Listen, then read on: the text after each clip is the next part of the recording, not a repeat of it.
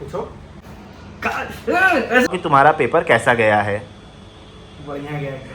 Hello दोस्तों, तो आज है 21/8/2024 और जिन भी बच्चों का आज बिहार सिविल कोर्ट स्टेनोग्राफर का पेपर हुआ था उन सभी के लिए ही ये वीडियो बनाई जा रही है कि उनका पेपर कैसा गया। और जिनका पेपर कल हो चुका है यानी 20/8/2024 को जिनका पेपर हो चुका है वो भी ये वीडियो पूरी देखिएगा ताकि आप लोगों को कंपेयर करने में आसानी हो कि कल का पेपर और आज के पेपर में क्या डिफरेंस था और कैसा पेपर आया था, कितने लोगों की टाइपिंग कंप्लीट हो पाई, कितने लोगों का पेपर अच्छा हुआ या जिनका खराब भी गया, कितने बच्चों की टाइपिंग छूटी।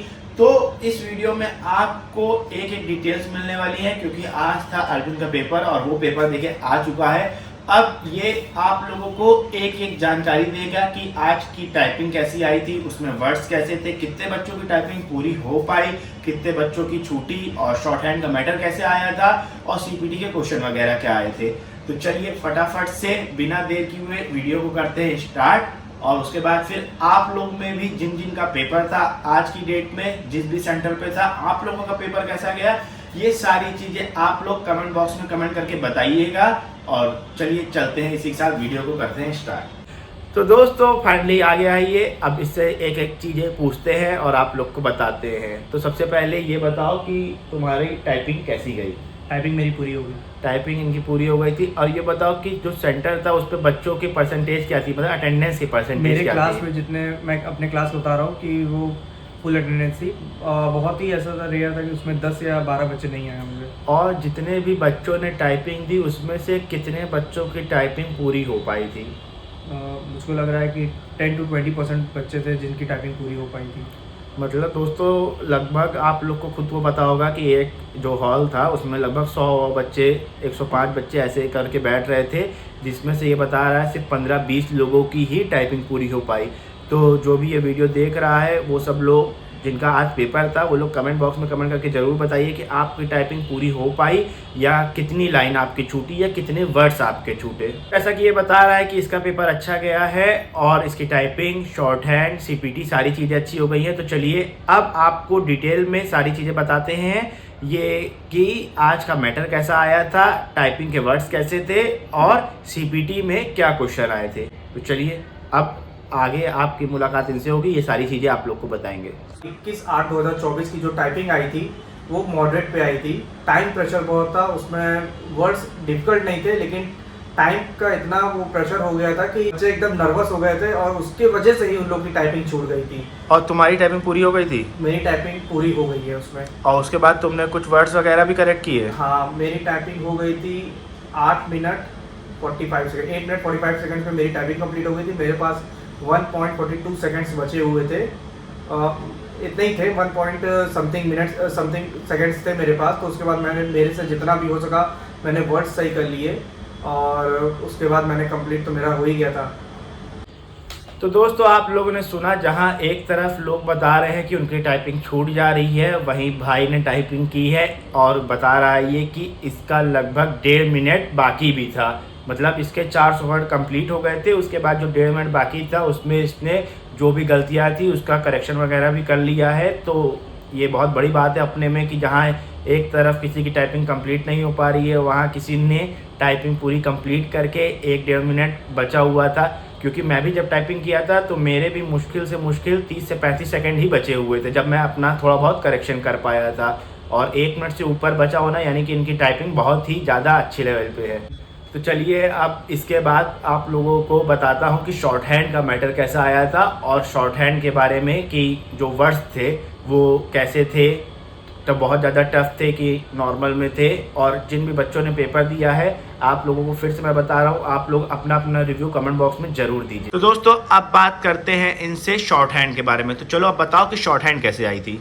शॉर्ट हैंड नॉर्मल आई थी, स्पीड भी बहुत मतलब एक्यूरेट स्पीड थी, ना ही उसमें फ्लक्चुएट था ना ही उसमें बहुत ऐसा था कि हाँ लिख नहीं पाया कोई इंसान। और मेरे जो भी बगल में बैठे हुए थे उनका भी पूरा शॉर्ट हैंड लिख गया था और स्पीड भी जो नॉर्मली थी और जो वर्ड्स थे वो भी इजी वर्ड्स आए थे। टॉपिक क्या था? टॉपिक चंडीगढ़ यूनिवर्सिटी पे था। कंपेयरिंग हुई थी कि यूनिवर्सिटीज़ कैसे है क्या नहीं, वर्ड्स यूनिवर्सिटीज़ पे भी कंपेयर हुआ था। और इसमें क्या कहते हैं वर्ड्स बहुत डिफिकल्ट नहीं आए थे। तो भाई लोग आपने सुना ही होगा कि चंडीगढ़ यूनिवर्सिटी, पंजाब, ये सब मैटर आया था। और मैटर की बात करें तो 80 की स्पीड में मैटर था, तो इसलिए वो बहुत ज़्यादा टफ नहीं लग रहा था। यही मैटर अगर 100 की स्पीड में होता तो हो सकता है कि बच्चों को दिक्कत होती। और शॉर्ट हैंड में 45 मिनट का सफिशिएंट टाइम मिला था। तो वैसे जो 400 वर्ड दिए रहते हैं उसको टाइप करने मुश्किल से 20 से 25 मिनट ही लगता है। तो जो बाकी एक्स्ट्रा 15-20 मिनट जो बच जाता है वो बहुत ही ज़्यादा हेल्पफुल होता है कि एक बार आप दोबारा से रीचेक कर पाएँ अपना शॉर्ट हैंड, और क्या भी मिस्टेक है जैसे स्पेलिंग मिस्टेक वगैरह वो सब भी करेक्ट कर पाएँ। तो तुमने जो कितने मिनट में टाइपिंग कर ली थी, मतलब जो शॉर्ट हैंड का मैटर था 15 मिनट में मेरा कंप्लीट हो गया था शॉर्ट हैंड। उसमें मैंने रीचेक भी कर लिया था पूरा, मतलब अपना और स्पेलिंग वगैरह भी ऊपर जाके सब सही कर लिए, सब कुछ मैंने, मतलब कि ऐसा था ना कर्सर ऊपर आप ले जाके वहाँ पे जो आप वर्ड गलत हो रहा है, गलत है या स्पेस नहीं है, तो आप वहाँ पे ले जाके उसको सही कर सकते हो उसमें। तो दोस्तों अब टाइपिंग की बात हो गई है और शॉर्ट हैंड की बात हो गई है, अब बचा लास्ट सीपीटी। और ये लोग बता रहे हैं कि सीपीटी का जो मैटर था वो आपकी बार टफ आया था, और हम लोगों में जैसे कंट्रोल कीज आई थी, इन लोगों में अल्ट की आ गई थी, अल्ट प्लस शिफ्ट और ये सारी चीज़ें।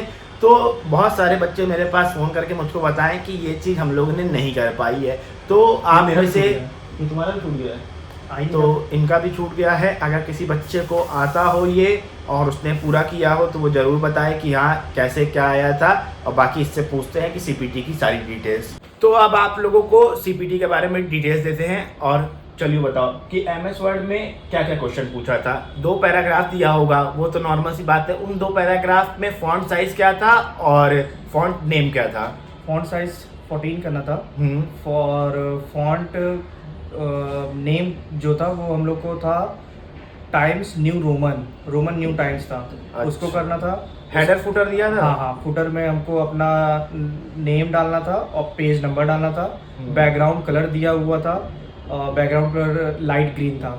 और बोल्ड मतलब कि जितना मैंने पेपर में बताया था सीपीटी से रिलेटेड वीडियो में जो किया तो वो सेम आया था। जितने लोगों ने मतलब मेरा वीडियो देखा होगा सीपीटी से रिलेटेड, उनको हेल्प मिली होगी कि नहीं? एकदम उस पर इसमें एमएस वर्ड में भी हेल्प मिली थी, और एमएस एक्सेल में जब आज ही की तो बात है, सुबह उठा हूँ तो एमएस एक्सेल का वो पूरा वीडियो देखा हूँ, मुझको एकदम मतलब ये समझ लीजिए कि पूरा का पूरा वही सेम आया था जो हमने एमएस एक्सेल में पूरा लाइन टू लाइन और नेम रोल नंबर लिख के पूरा, उसके बाद हमने जो भी बनाया था टेबल, वो पूरा एकदम सेम एज इट इज़ आया था। चलिए अब आगे की जानकारी लेते हैं कि एमएस एक्सेल क्या आया था। अब एमएस एक्सेल के बारे में बताओ। एमएस एक्सेल में टेबल बनानी थी। पहले तो रोल नंबर और नेम लिखना था, उसके बाद फिर थर्ड रो पे उसको मर्ज वगैरह करने के लिए दिया होगा। सेंटर करना था। वो सेम है जैसे हम लोग ने किया था, वो पूरा वो करना था। उस पर फिर जो भी लिखा था वो उस पर हम लोग ने लिखा था, और उसके बाद फिर नीचे टेबल नेम आया था, बोला होगा, चार्ट दिया होगा, एकदम सेम टू सेम उसको नेम आया था, तो नेम हम लोग को लिखना था। उसके बाद उसकी बेसिक सैलरी थी। सिर्फ हम लोग से परसेंटेज निकालने का आ गया था 8%, 4%, 7%।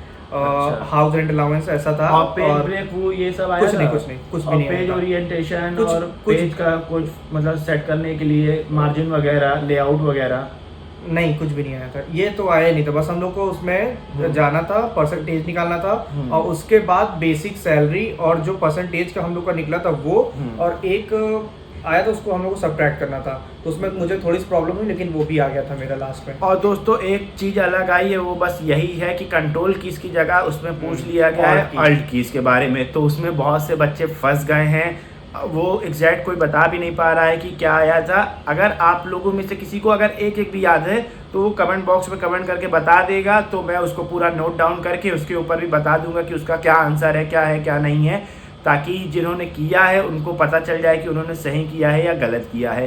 तो ओवरऑल पेपर की बात करें तो सबसे ज़्यादा दिक्कत बच्चों को टाइपिंग में ही हुई है, क्योंकि टाइपिंग बहुत सारे बच्चों की छूटी हुई है।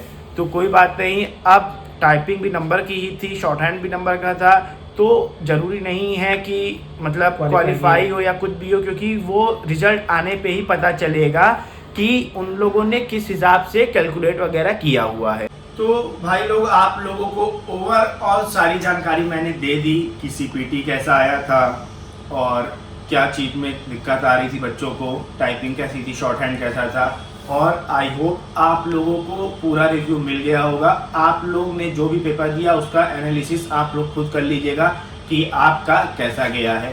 तो दोस्तों जिन भी बच्चों की टाइपिंग खराब हुई है भाई 15 नंबर की टाइपिंग थी, तो हो सकता है कि जो बिहार सरकार है जो भी कॉपी चेक करने का उनका मेथड है, हो सकता है कि जो 40 मिस्टेक थी अगर किसी के 360 वर्ड कंप्लीट हो गए हैं, 40 वर्ड के लगभग में मतलब गलती आई हो, तो उनको नंबर सिस्टम है तो 15 की जगह उनको 10 नंबर दे दिया जाए। अब भाई ये सब चीज़ें तो अभी क्लियर नहीं हो पाई हैं और ये सब चीज़ें तभी क्लियर हो पाएंगी जब फाइनल रिजल्ट आ जाएगा और बच्चों को इंटरव्यू के लिए बुलाया जाएगा।